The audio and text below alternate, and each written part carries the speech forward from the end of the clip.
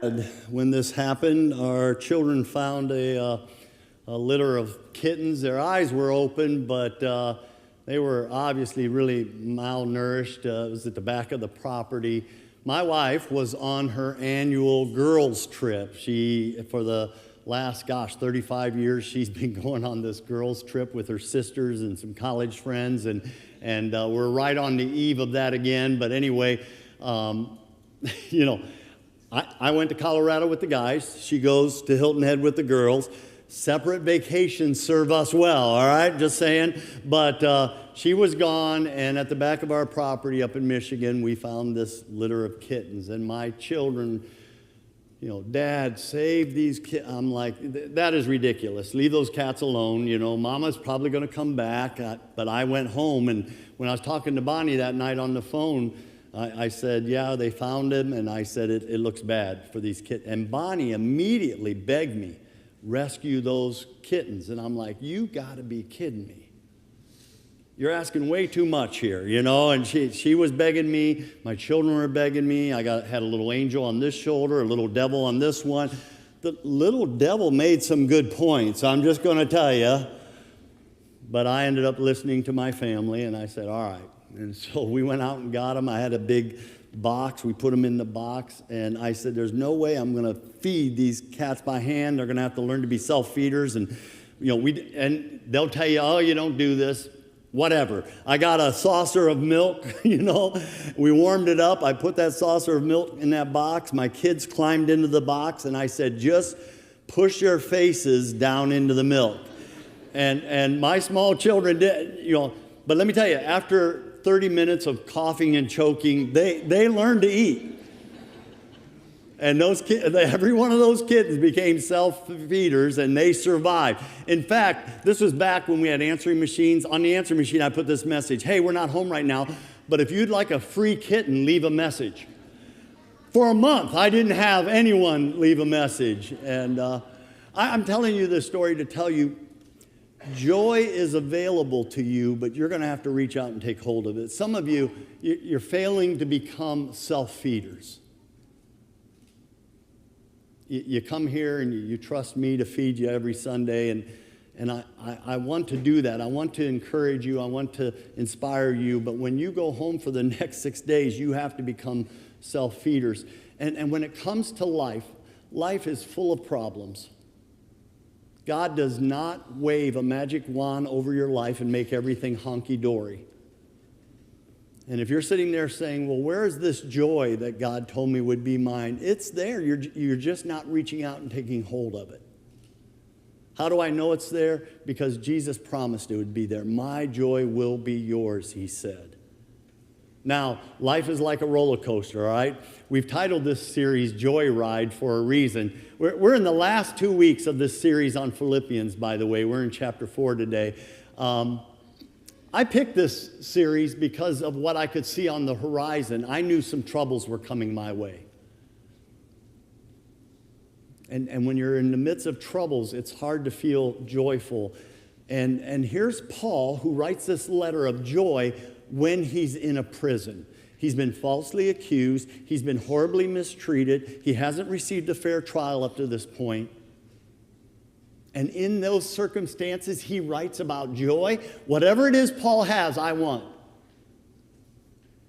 And so because I knew this, I knew that life is just full of ups and downs and highs and lows, and there's moments of great heights, and there's moments of drops in our life, and everybody goes through it.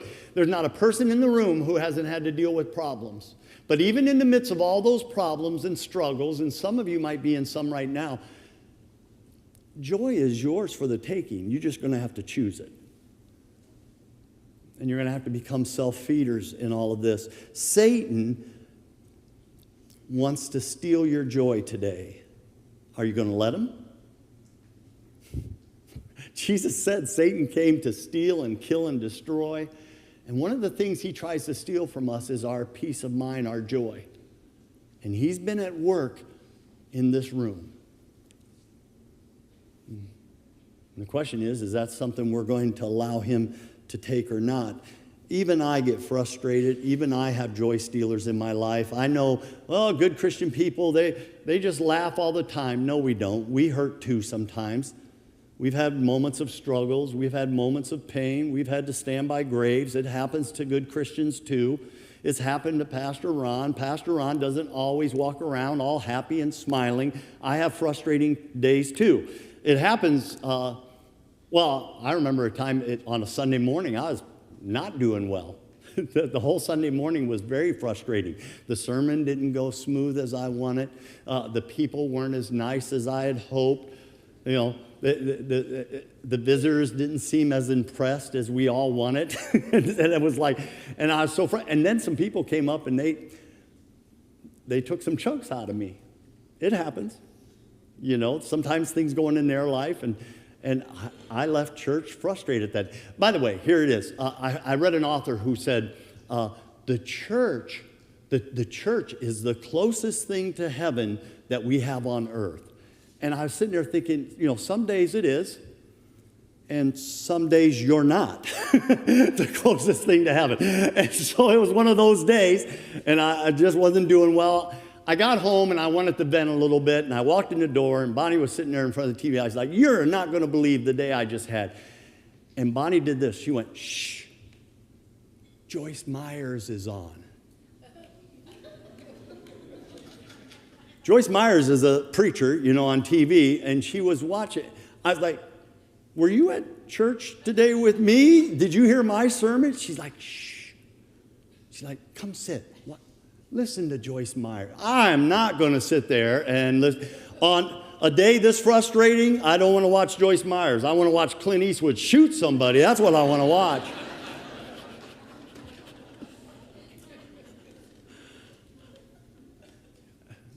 We're all going to have troubles. You're going to have troubles. Jesus said, in this world you'll have troubles. And so he's right, you will. It doesn't mean life is always happy, but even in moments when circumstances are not perfect, you can have a joy in your life. And what Paul does today is he connects joy to the peace that God brings us. Oh, Paul has several pieces of advice, and somewhere there's a piece for everyone in the room today. I'm really thrilled to get to this passage because I know God is going to minister in so many different ways, and the verse that's going to speak to you may not be the verse that speaks to you. But somewhere today, God's got a message. You ready? We're in Philippians chapter 4, verse 1. Here we go. Therefore, my brothers and sisters, of whom I love and long for, my joy, my crown, stand firm in the Lord in this way, dear friends. Stand firm in the Lord. I love that Paul, right in the beginning of this chapter, just says, you know what? If you're going to find this joy, if you're going to find this peace, it begins with a large dose of Jesus. And if you're a guest with us today, we're thrilled you're here. I know how much courage it takes to walk through a door, how much boldness it takes to walk through a church door that you don't know anyone, but you've heard good things and you want to try out the church. Good for you. But we're not going to pull any punches here today. This whole thing that we're doing is meant to point you to Jesus Christ. In the scripture, he's called the cornerstone. Before you build anything in your life, you need this strong cornerstone so that everything runs off of that. He's called our foundation. He's called the rock that we anchor our lives to. And so without any apology, Paul begins with, you need to have a large dose of Jesus. And without any apology from this church, we say the same thing. Verse 2. Now, Paul's going to get personal, by the way. I plead with Euodia and Syntyche to be of the same mind in the Lord. Yes, I ask you, my true companion, help these women since they have contended at my side at the cause of the gospel, along with Clement and the rest of my co-workers, whose names are in the book of life, the book of life. All right, Paul's pleading with two women in the church to get along. I don't know what was going on. It cracks me up to even imagine this. Hey, you know, the whole church knew these two women were at odds, by the way. But hey, welcome to church today. We got a letter from Paul. We're going to read it publicly. Everybody ready? And here's these two women on opposite sides of the church going, yeah, let's hear a word from Paul. And then they hear their names. That had to be awkward. And what is Paul telling them? Knock it off is what he's telling them. It was a personal issue. If it would have been a theological issue or a doctrinal issue, Paul would have corrected them. Paul would have told them, one of you is right, one of you is wrong. That's not where he goes. He doesn't take sides, so it had to be a personal issue. And he says, tell these two to get along. Why? Satan hates the unity of the church. I can't tell you how many times in our elders' meetings I've heard our elders talk and pray and protect the unity of this church. They're not afraid to talk to someone and say, hey, now, whoa, slow down a little bit. The unity of this ministry is important to us. I love that they're willing to do that. That level of confrontation is not easy, but sometimes it has to be done. In this moment, though, Paul's saying, yeah, they're co-workers with me. Even though they're not getting along real well, they're still co-workers. And by the way, their names are still written in the book of life. I have co-workers here at the church. We have longevity. We've been together a long time. Brandon and I have been together since the day I walked in here 20 years. Lauren was the next one on staff. He's 17 or 18 years. He's been here. This level of longevity you just don't hear of. Zach's been here 14 to 15 years. And then Chuck's our newest staff person. And then Jennifer, also in the front office. These people are paid staff, all right? And we have a minister for every taste, by the way. Here's a picture of me and Chuck.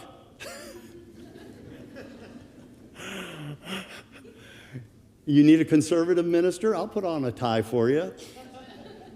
And if you need a minister who looks like he's a biker who just got out of prison, we got one.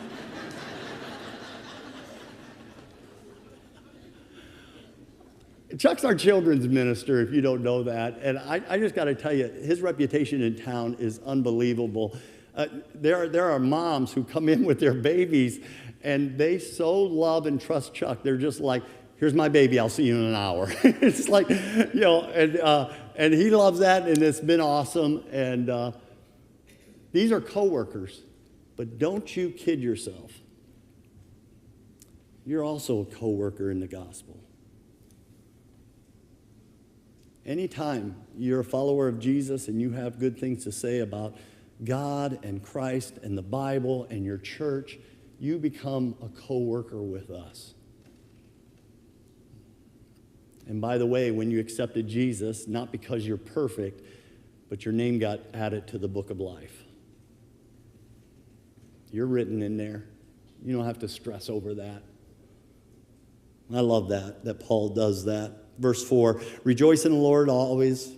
Again, I will say rejoice. Let your gentleness be evident to all. The Lord is near. Now, this is the first time you'll see that Lord is near. I'm going to come back to that, but he's going to reiterate on that. The Lord is near.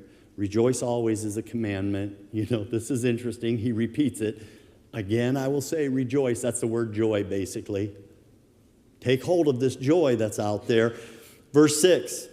Do not be anxious about anything. That means don't worry. But in every situation, by prayer and petition with thanksgiving, present your request to God. And here it is. And the peace of God, which transcends all understanding, which means that you can't even explain the peace of God, will guard your hearts and minds in Christ Jesus. Is that incredible? I have seen the peace of God on people's lives in the midst of some of the hardest moments of life. They may have had tears at the edge of a grave, but the peace of God fell on them.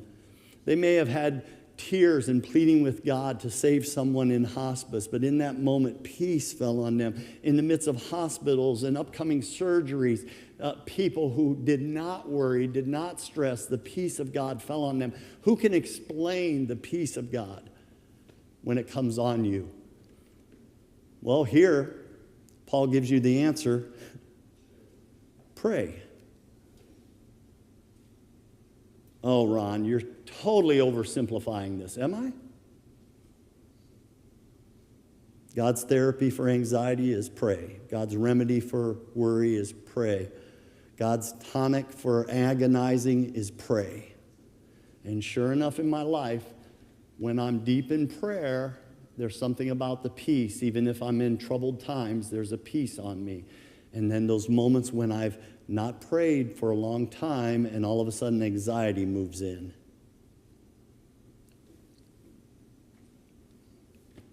I think they're connected. Verse 8, finally, brothers and sisters, whatever is true, whatever is noble, whatever is right, whatever is pure, whatever is lovely, whatever is admirable, if anything excellent or if there's anything praiseworthy, think about such things. We live in a computer age. You've heard the phrase, garbage in is garbage out. The same is true with your mind. If the peace of God is avoiding, if you can't find the peace of God in your life, you almost have to ask yourself, what are you feeding your mind on? And oh my goodness, even good Christian people can get into traps of feeding their minds on terrible things. That internet is so dangerous.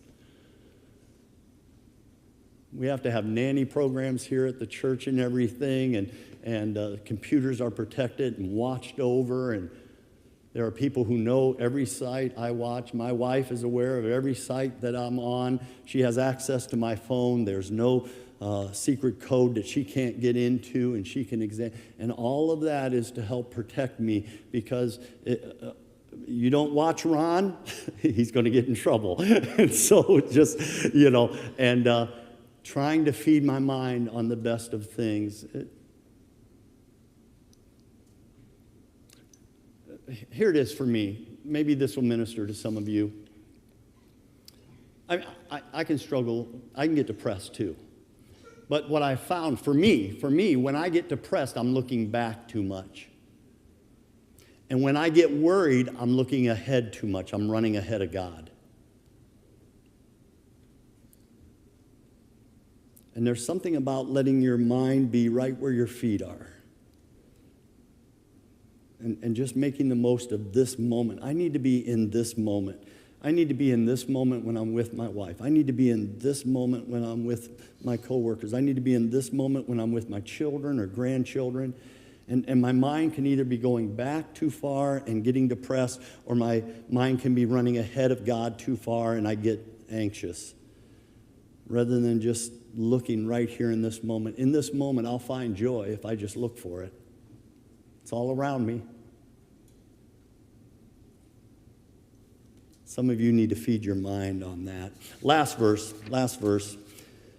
Whatever you have learned or received or heard from me or seen in me, put into practice, and the God of peace will be with you. All right. Jesus is near earlier. Now God will be with you. But here's a reversal of phrases. Did you catch it? The peace of God in verse 7, and here in verse 9, the God of peace. And those two are married together for a reason. You want the peace of God in your life? Great. Everybody wants peace. But not everyone has accepted the God of peace, and they are connected.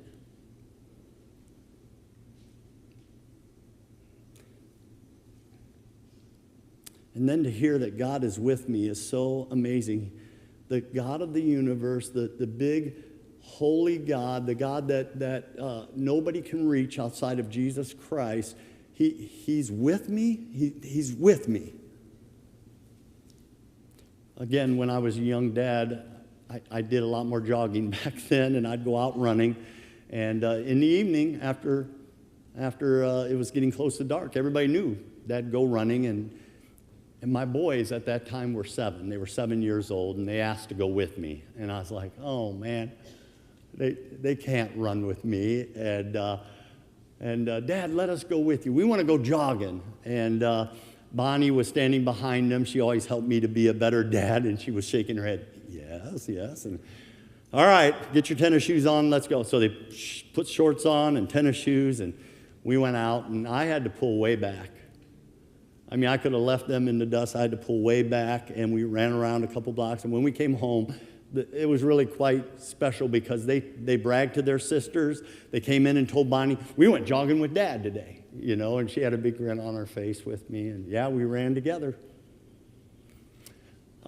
This year, out in Colorado, my son Mark joined us, and our roles had somehow reversed. And I, at first, didn't like that a lot. He kept slowing down for me. And I was like, are you slowing down waiting for me? He's like, no, totally was. What a liar. Anyway, he had pulled back his pace to journey with me. God is so strong, he could be so far out ahead of us, but he slows down his pace to walk and journey with me, with you. Is that incredible? What an unbelievable loving Father who would just pull back and say, I want to journey with you today. Man, if you could accept that, that is incredible. There is a peace and a joy that starts falling on you. And I know you got troubles. I know you do. One more story from young parenthood. Chuck E. Cheese. You know, I didn't even know there was still one around, and someone told me, yeah, there's one up in Bloomington. And I was like, Chuck E. Cheese, when our family was young, man, that was heaven on earth. That's what it was. And you could go there, and you know, you'd play all these games. There's games everywhere, and you get tickets, and then you redeem the tickets for prizes. And you can almost always walk out of there with a brand new bouncy ball for under $175. It was... There was a game I always ended up on. You know, I'd play with the kids for a long time, but then at some point, to get out the frustration, I would find my way to a game called Whack-A-Mole. And Whack-A-Mole was needed in my spiritual journey. And if you don't know the game, you get this mallet, and there's all these holes, and moles pop up out of these holes, and when one pops up, you hit it. The problem is, the faster you go hitting these moles, the faster they pop up. You can't stop those things from coming. They're going to pop up all over. The only way to win is to lay on the game. But cheese management does not appreciate that. Just trust me in that. Anyway, it's a picture of life. I may get this problem taken care of today, but there's 3 more moles that are going to pop up. It's just a matter of time. Why? Because you and I were not made for this world. We have to endure this world. We have to get through this world, but this world is not your home. This is not where you were made for. You were made for an eternity. You were made to live in heaven. You were made for eternal life and to see the face of Jesus, and one day that will happen. You are only here for a short time. And while you're here, Jesus was accurate. In this world, you're going to have troubles. But then later on, Jesus says, but don't let your hearts be troubled. You can't let it in here. Cry your tears. Be sad when you lose loved ones. We all would be. But the peace of God and the joy is right in front of you if you want to take hold of it. Man, I've admired the way some of you have journeyed through life. You have encouraged me to hold on to God, and I love that. But this day, don't look back so much. We all have a past and regrets. Don't run ahead of God too much. That leads to worry. Let your head be where your feet are today. Look for the joy. It's all around you. Reach out and take hold of it. Oh, you missed your chance to say amen.